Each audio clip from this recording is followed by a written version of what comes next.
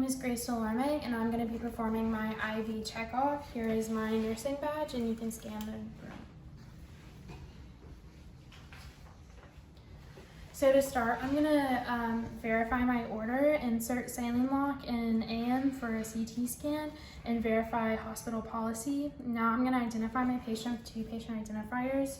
So Jaguar J. Jones, medical record number 4176352, medical record number 4176352, and it says they're allergic to penicillin, and that's verified on their wristband as well.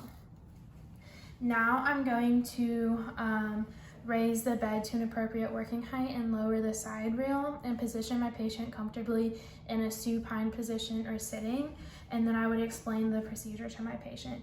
Hey, Mr. Jones, I'm going to be doing your IV, okay?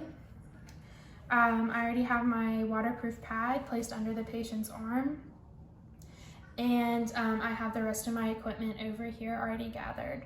Now I'm going to position my trash can next to me, perform hand hygiene, and don my goggles. Once I have my goggles on, I'm going to go ahead and open up my J-loop.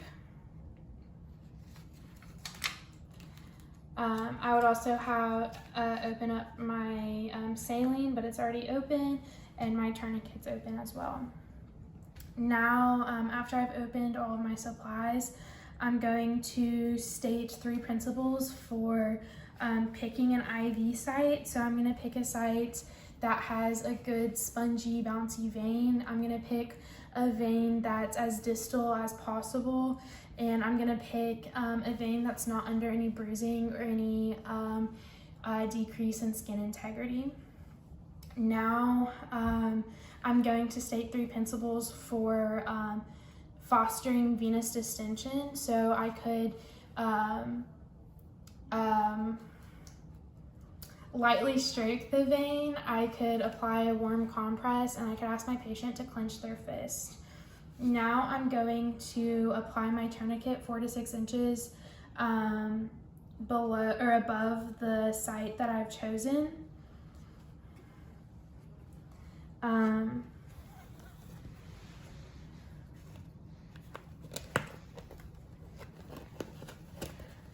Once I have my tourniquet on, I'm going to quickly open up my my IV catheter, and I would open up my tourniquet or my tegaderm, but it's already open. Now I'm gonna apply my clean gloves so that I can cleanse my site. So I would normally cleanse my site, I'm sorry, really quickly, before I do all of this, so let me pop my tourniquet, I would prime my J-loop. So I would take this and I would cleanse it with an alcohol prep pad. Then I'm going to take my saline. I'm going to remove the top and pull back on the plunger to make sure that it's loose, remove the air, and twist it on. Once it's on, I'm going to prime it, and then I'm going to loosen the cap. Okay. Then after I did that, I would then state my 3 principles, and now I'm going to apply my tourniquet. So again, I would place it 4 to 6 inches above my injection site.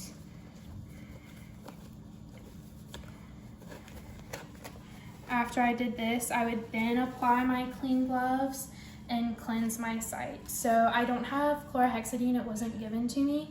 So I'm just gonna use an alcohol pad, and I would clean it for 30 seconds, going side to side, up and down, and in a circular motion. After I would dispose of this. After I cleansed my site, I would I would clean it for 30 seconds, wait for it to dry, and after it dried, I would then take my catheter, open it up, or take the cap off, dispose of it, apply tension on the vein, I would then insert, bevel up at a 10 to 30 degree angle, making sure that my thumb does not touch the catheter. I would insert until I see blood return. Once I see blood return, I'm gonna lower the angle and insert another 1/4 an inch. Now I'm going to advance the catheter. After I advance the catheter, I'm going to keep my hand on the hub and pop the tourniquet. Once I have popped the tourniquet, I'm going to remove the needle, dispose, and take my J-loop and pop the cap and place it on my catheter. Now I'm going to take a piece of tape and tape the tubing.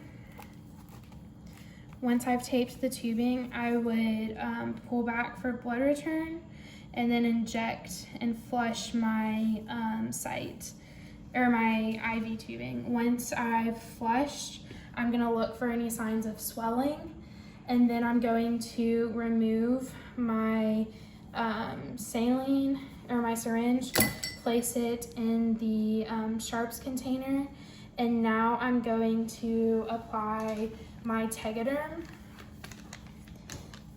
So I'm going to open it up, making sure not to touch the middle. Now I'm going to apply it, not covering the connection, just the hub in the center of the Tegaderm.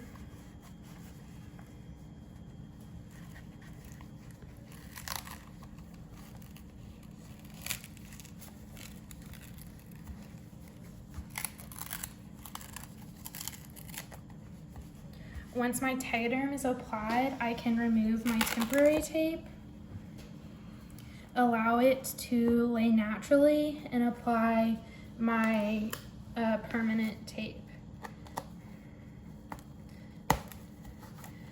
Once I've applied that tape, I would then get a label and I would write the date, the time, and the size of my catheter, and I would initial it. Then I'm going to raise the bed, or lower the bed, raise the side rail, position my patient comfortably, and inform them of any, like what they need to do to not dislodge their IV and any complications that they need to be on the lookout for. I'm gonna just go ahead and remove my tourniquet completely. Then I would remove my clean glove, or I would clean up my equipment first. Hold on, sorry. I would clean up my equipment and dispose of anything that I needed to. Then I would remove my clean gloves and perform hand hygiene.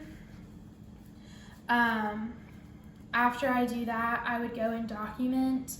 So I would document the date, time, the location of my injection, the number of attempts it took me, the catheter size and length, how my patient tolerated it, and if there was a saline lock, or if there were any fluids, and at what rate those fluids would be administered.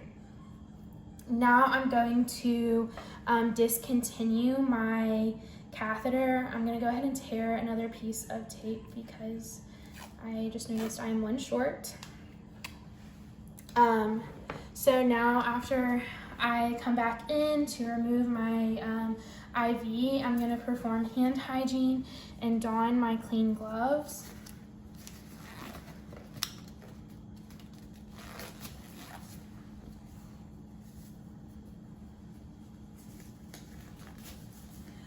Once my clean gloves are on, I'm going to remove my Tegaderm, pulling in towards the hub.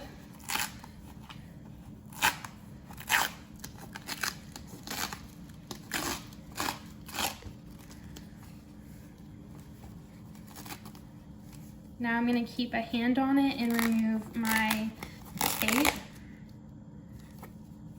Now I'm going to take a 4x4 that I have, and I'm going to apply it over the catheter, and I'm gonna remove my catheter slowly, making sure that I stay parallel to the vein. I'm gonna apply pressure and inspect my catheter for intactness, and then dispose of it.